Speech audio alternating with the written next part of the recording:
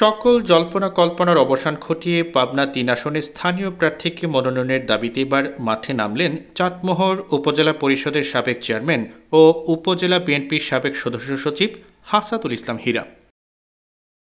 বুধবার বিকেলে তিনি বিশাল মোটরসাইকেল শোডাউন নিয়ে ফরিদপুর, ভাঙ্গুড়া ও চাটমোহর প্রদক্ষিণ করেন। এর আগে তিনি ঢাকা থেকে সড়কপথে ফরিদপুরে এসে পৌঁছান। এ সময় চাটমোহর থেকে মোটরসাইকেল বহন নিয়ে নেতাকর্মীরা তাকে ফরিদপুরে স্বাগত জানান। সেখান থেকে তিনি ফরিদপুর বাজার হয়ে ফেড়ামারা বাজার, ভাঙ্গুড়া বাজার, চাটমোহর পৌরসদরের প্রধান সড়ক ঘুরে সন্ধ্যার দিকে চাটমোহর বাসস্ট্যান্ডে গিয়ে পৌঁছান। সেখানে এক পথসভায় নিজের অবস্থান ব্যাখ্যা করে বক্তব্য রাখেন হাসাতুল ইসলাম হীরা। আমার সকল নেতৃবৃন্দ আজকে যেমন আমার পাশে এসে দাঁড়িয়েছেন, সেই দুঃসময়েও আমার পাশে মক্ত পাশের মতো আমাকে আঁকড়ে ধরে রেখেছিলেন এবং সামনে এগিয়ে নিয়েছিলেন। আমি তাদেরকে স্পেশালি ধন্যবাদ জানাই। তারা আমার বিএনপি দলের দুঃসময়ের নেতাকর্মী যারা নির্যাতিত হয়েছিলেন, যে জুলুম হামলা মামলা কেটেছেন, সেই সব হামলা মামলা জেল জুলুমের সমস্ত দায়ভার আমি বহন করেছি। এমনকি কোর্টের উকিল থেকে শুরু করে বাড়ির সংসার খরচ পর্যন্ত আমি দিয়েছি, পিসি করে দিয়েছি। আমি প্রত্যেকটা নেতাকর্মীর খোঁজ নিয়েছি।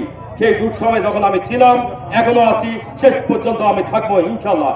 এ সময় হাসানুল ইসলাম হীরা আরও বলেন, চাটমোহর নির্যাতিত একটা উপজেলা যেখানে কোনো উন্নয়ন নেই। তিনি বলেন, আমার দলের নেতা দলের ভারপ্রাপ্ত চেয়ারম্যানকে বলবো, আপনি আসুন, মাঠ পর্যায়ে জরিপ করুন, আপনি যাকে পছন্দ হয় তাকে ধানের শীষের মনোনয়ন দেবেন, আমি তারই নির্বাচন করব। থানা ওই ভাঙ্গুড়া এবং ফরিদপুরের চেয়েও ৩০-৩৫ হাজার ভোট যেখানে বেশি, সেই থানায় দীর্ঘদিন এমপি নাই। একটা নির্যাতিত একটা থানা, যে থানায় কোনো উন্নয়ন নেই। দীর্ঘদিনের 20 বছরে যদি উন্নয়নের ছোঁয়া যে থানায় না লাগে, সেই থানাটা একটা গ্রামে পরিণত হয়ে গেছে। অথবা আমি আমার দলের নেতা, দলের ভারপ্রাপ্ত চেয়ারম্যানকে বলবো, আপনি আসুন, মাঠ পর্যায়ে জরিপ করুন, আপনি যাকে পছন্দ হয় তাকে ধানের শীষের মনোনয়ন দিবেন, আমি তারই নির্বাচন করবো ইনশাল্লাহ। এ সময় অন্যদের মধ্যে উপস্থিত ছিলেন চাটমোহর পৌর বিএনপির সাধারণ সম্পাদক তৌহিদুল ইসলাম তাইজুল, গুনাইগাছা ইউনিয়ন পরিষদের সাবেক চেয়ারম্যান গোলাম মৌলা সহ বিএনপির স্থানীয় নেতৃবৃন্দ।